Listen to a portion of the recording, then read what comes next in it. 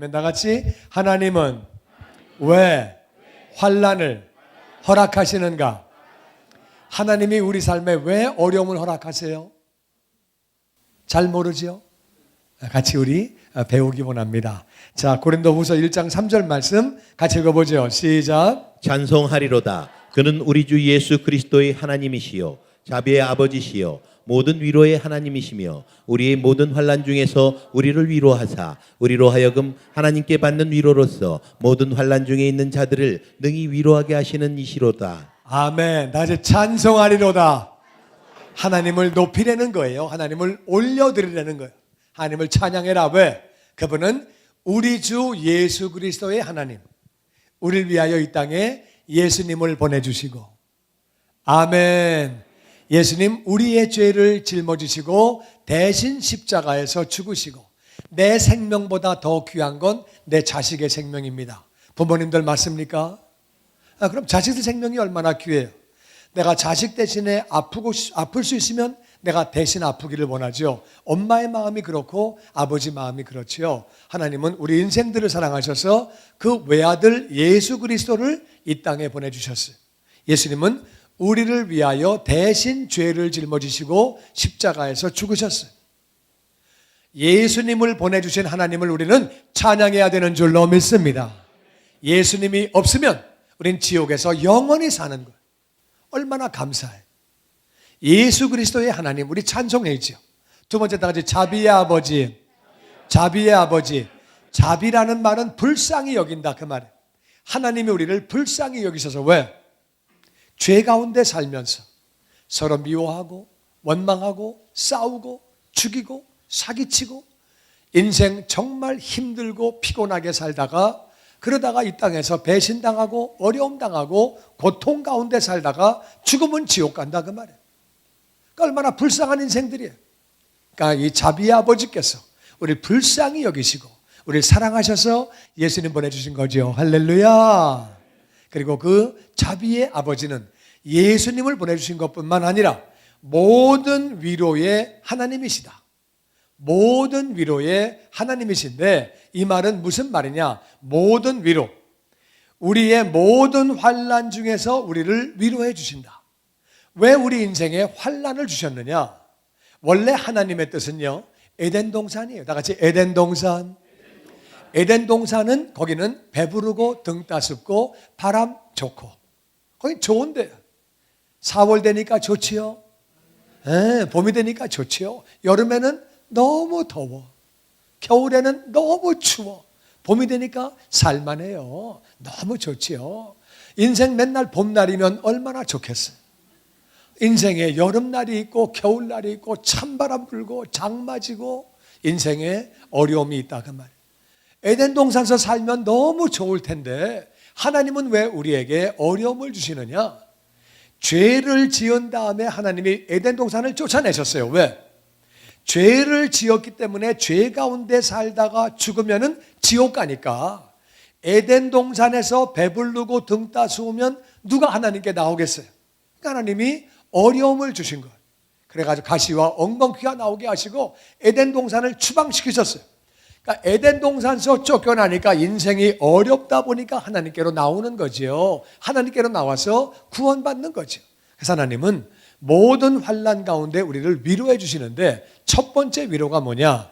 하나님을 알지 못하던 심령들이 다 같이 하나님을 믿음으로 하나님을 만남으로 우리 인생에서 가장 큰 위로가 뭐냐? 하나님을 만나는 것이, 죄인이 하나님을 믿는 것이 가장 큰 위로인 줄로 믿습니다. 그 이상의 위로는 없다 그 말이에요.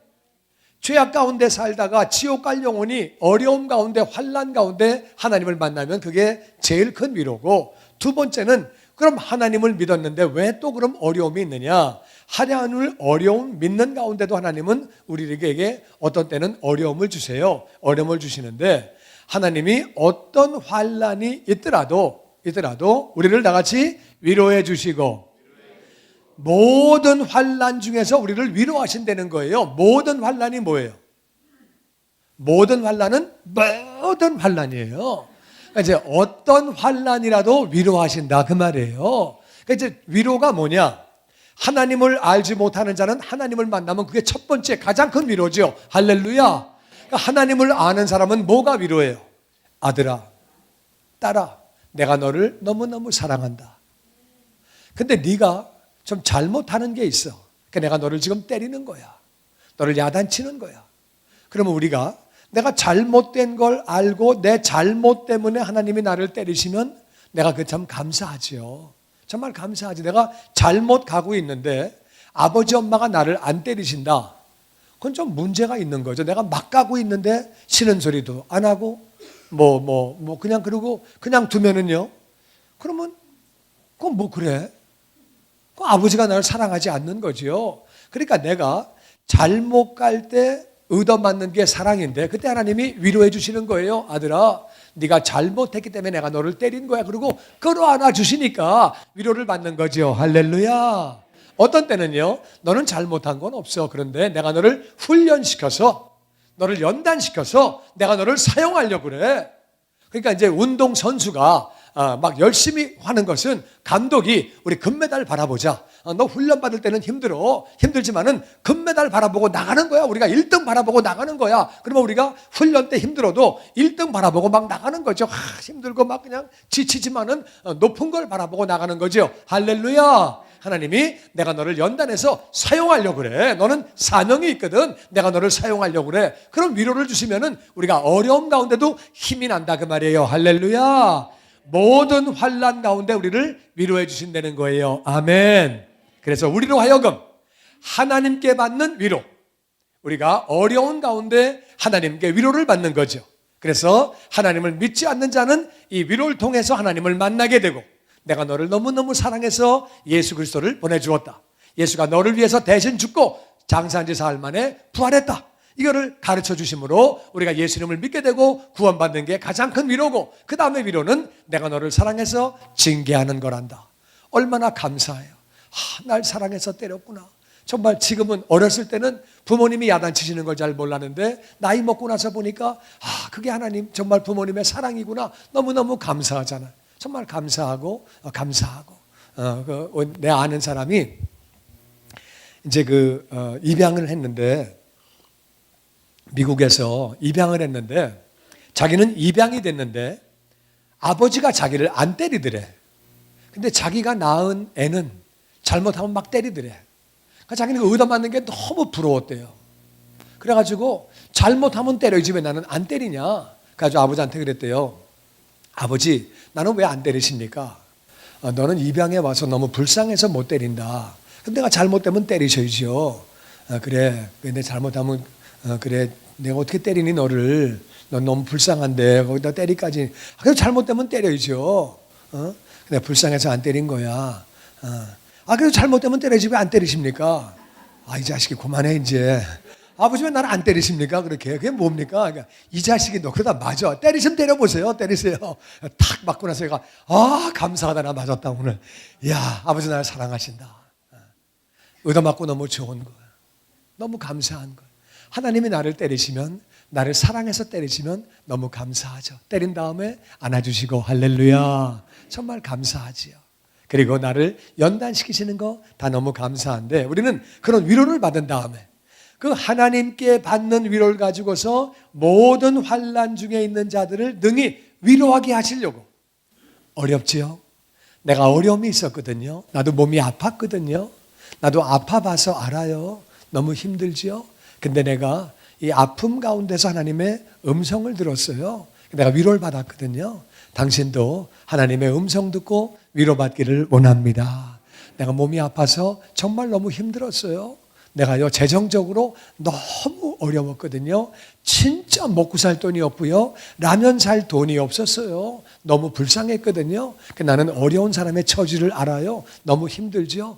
그리고 우리가 그들을 위로하는 거죠. 그러면 그들 가운데는 하나님을 만나게 돼서 구원받는 사람도 생기고, 또 하나님을 믿은 사람도 이 사람은 정말 이 사람이 어떤 때는요, 그 어려움 가운데서 헤어나와서 구원을 받아서 나를 위로할 수도 있고, 아직 어려움 가운데 있지만 그 사람을 위로할 수 있지요. 나는 아직 어려움 가운데 있지만 하나님의 위로를 받으면은 하나님의 위로를 받은 다음에는 내가 지금 어려움 가운데 있고 없고 그건 중요하지 않아요.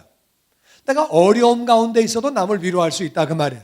왜냐하면은 문제를 보면 문제가 너무 크지만 하나님을 바라보면 문제가 별것도 아니라 그 말이에요. 그러니까 이제 문제를 바라보는 게 아니라 하나님을 바라보니까 똑같은 문제 가운데 있는 사람을 위로하는 거예요. 그러니까 문제 가운데 있는 사람이 아니 이 사람은 어떻게 그렇게 말을 할 수 있지?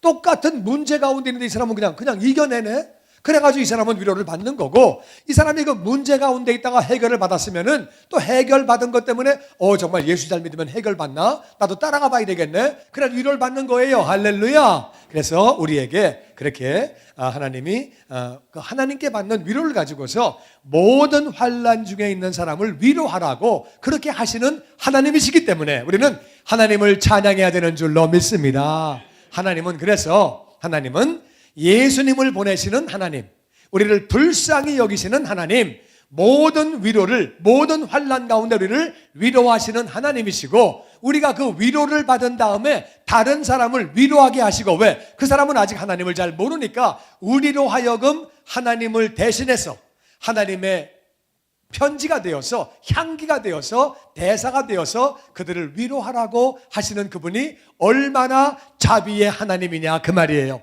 아멘. 우린 그래서 그 하나님을 우리가 찬양해야 되는 줄로 믿습니다. 하여튼 그런데 바울이 어려움을 당했거든요. 바울은 어떤 어려움을 당했는지 한번 같이 보기 원합니다. 우리 8절 말씀 다 같이 한번 읽어보죠. 8절 시작. 형제들아, 우리가 아시아에서 당한 환난을 너희가 모르기를 원하지 아니하노니 힘이 겹도록 심한 고생을 당하여 살 소망까지 끊어지고 우리는 우리 자신이 사형 선고를 받은 줄 알았으니 이는 우리로 자기를 의지하지 말고 오직 죽은 자를 다시 살리시는 하나님만 의지하게 하심이라.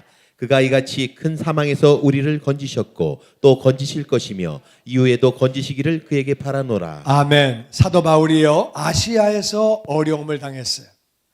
사도 바울은 아시아에 있다가 유럽에 건너가서 사역을 했거든요. 또 아시아에서 사역을 하고 왔다 갔다 사역을 했는데 아시아에서 어려움을 많이 겪었어요. 물론 유럽 가서도 어려움을 겪었지만은 아시아에서 어려움을 당했는데 얼마나 어려웠느냐? 우리가 당한 환난을 너희가 모르기를 원하지 않는다. 반드시 알아라 그 말이에요. 너무너무 어려웠다. 힘에 겹도록 내 힘으로는 더 이상 아이고 이건 뭐 도저히 못하겠다. 그래가지고 힘에 지나도록 심한 고생을 했다. 그래서 살 소망이 끊어지고 이러다가 죽는 거구나. 살 소망이 끊어지고 우리가 사형 선고 받은 줄 알았다. 데려가시려고 그러는 거구나. 끝나는 거구나. 내 인생 끝나는 거구나. 이렇게 알았다는 거예요. 그렇게 했는데 이 바울은 어떤 어려움을 당했느냐? 바울은요 예수님을 전했거든요.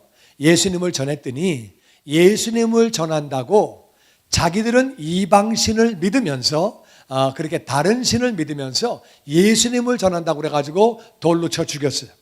그러니까 사람이 돌에 맞아 죽을 정도면 얼마나 어려워요. 여기저기 터지고 부러지고 막 그냥 난리가 났겠죠. 그래가지고 죽었는데 사실은 죽은 게 아니고 기절한 거였어요. 근데 얼마나 맞았는지 이 사람이 기절을 해가지고 죽은 걸로 알고 쓰레기장에 갖다 버린 거예요. 죽었으면 장사를 치러야 되는데 어떻게 그냥 쓰레기장에 갖다 버렸다 그 말이에요. 쓰레기장 버렸는데 이 사람이 아침 이슬 맞고 깨났어요. 아이고 차가워. 그래가지고 깨나가지고 그러니까 자기가 쓰레기장에 버려진 거야. 그러니까 그게 시체가 돼가지고 쓰레기장에 던져버렸는데 거기서 살았으니까 그 꼴하고 얼마나 힘들었겠어요. 정말 죽었죠. 모든 사람이 죽었는 줄 알고 죽었네? 갖다 버린 거거든요. 죽었지요.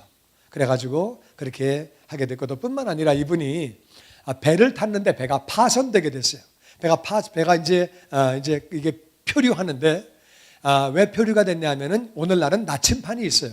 등대가 있고 옛날엔 그런 거 없거든요. 2000년 전에는 그 별을 보고 가거나 달을 보고 가거나 해를 보고 가야 되는데 구름이 빡 껴가지고 해가 안 보이고 별이 안 보이고 달이 안 보이는 거예요. 그러면은 어디로 가는지를 모릅니다. 그렇게 14일을 배가 그냥 이렇게 표류한 거예요.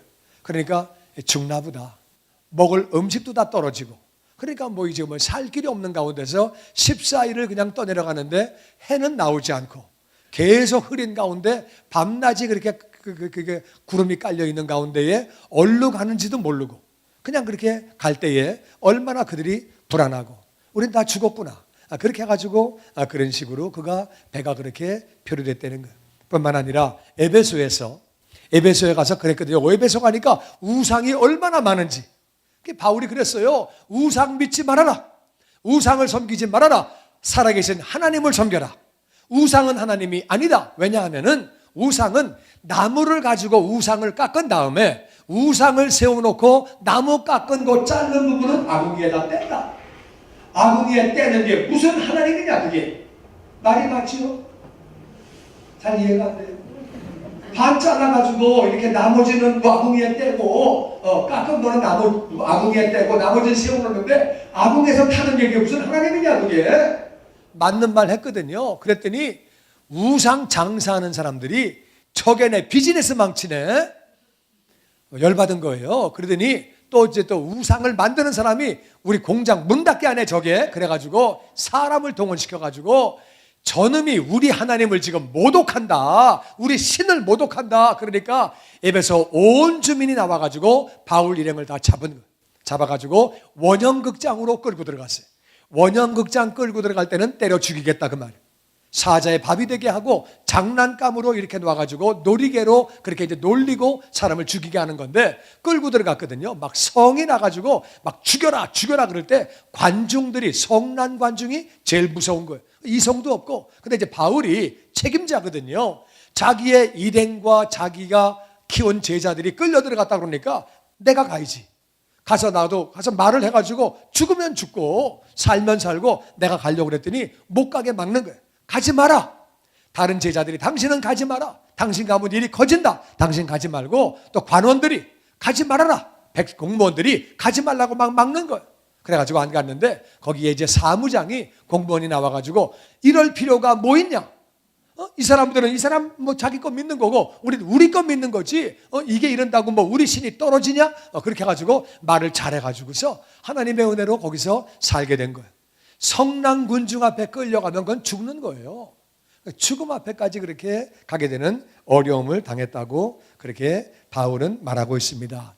바울은 예수님의 부활을 전하기 때문에 그렇게 어려움을 당했지요. 그 당시에는 로마의 황제가 신이에요.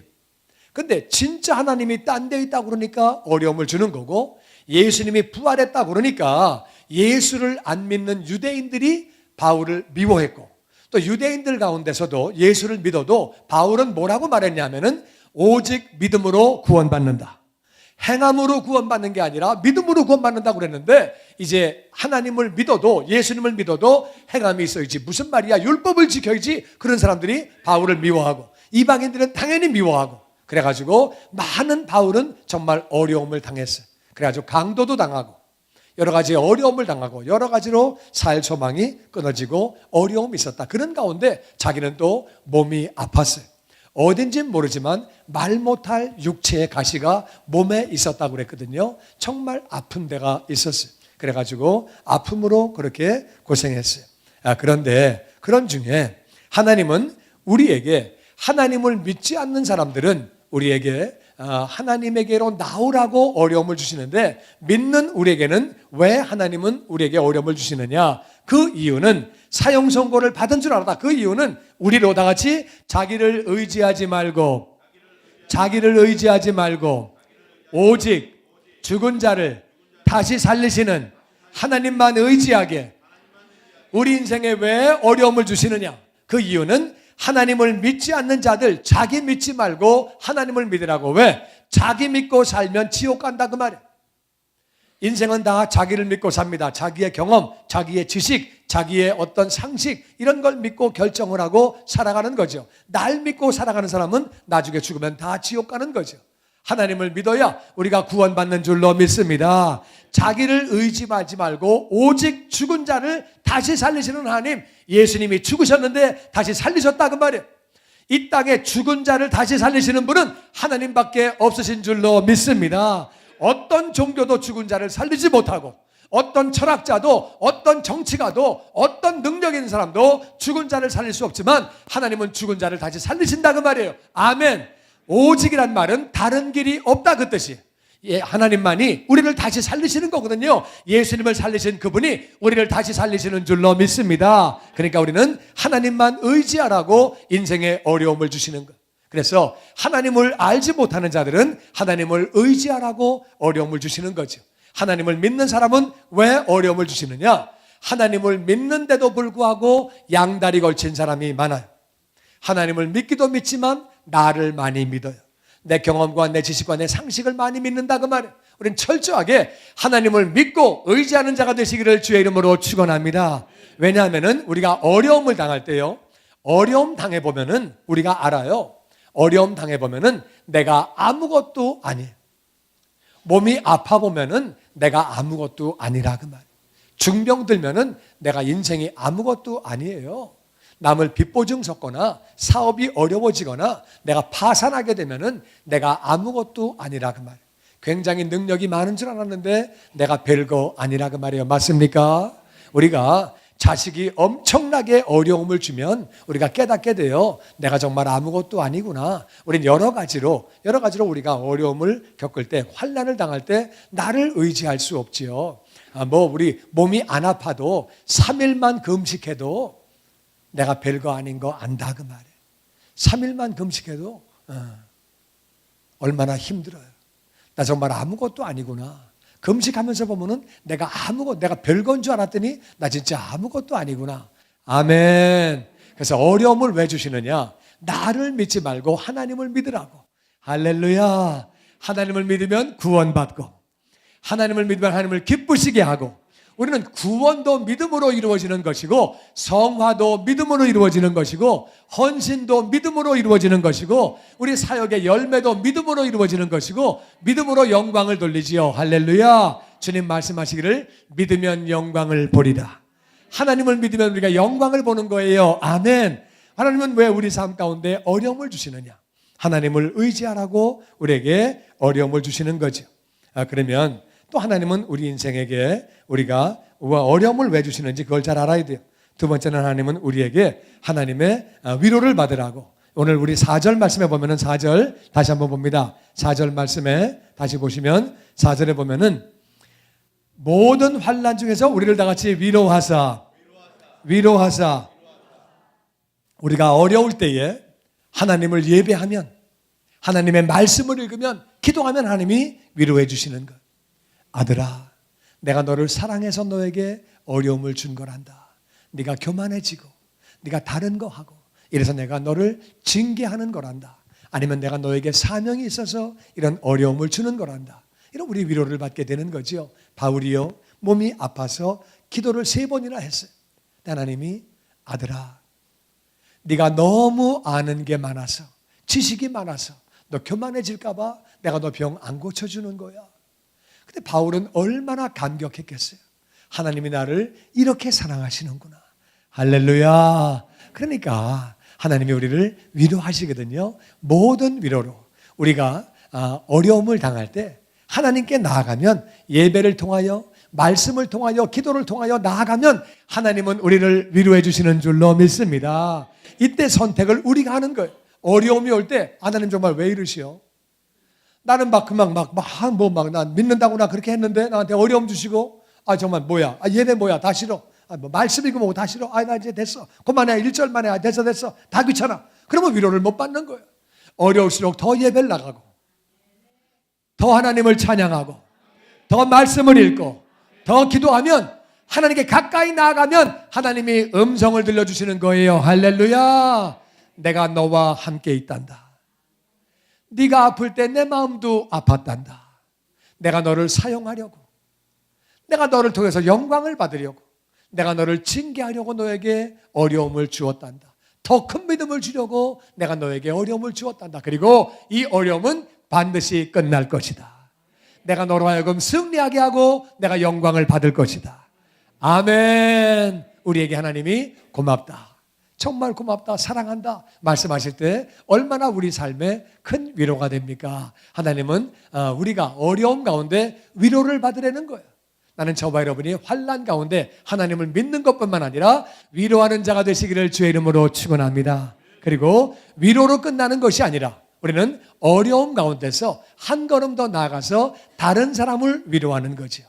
어려움을 당한 사람은 다른 사람을 위로할 수 있는 거예요. 왜? 내가 겪어봤기 때문에.